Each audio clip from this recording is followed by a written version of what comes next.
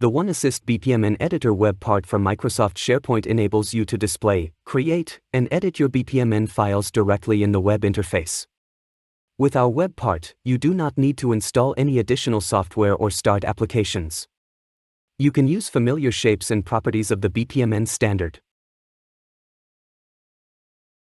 Modeling aids support you in placing and arranging your shapes. Moreover, the full-screen view allows you to use the entire browser window for modeling. Managing the data can be done conveniently via the lists, which spares you from further adjustments to the diagram. The linked list data is then presented as an additional property with a click.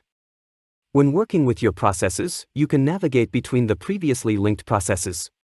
The linked list data is then presented as an additional property with a click.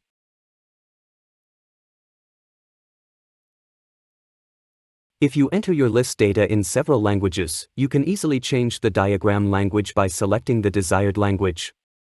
With the BPMN Editor web part, you simplify the work with your processes and transform your Microsoft SharePoint into a business process portal. Any questions? Write us at info@oneassist.de.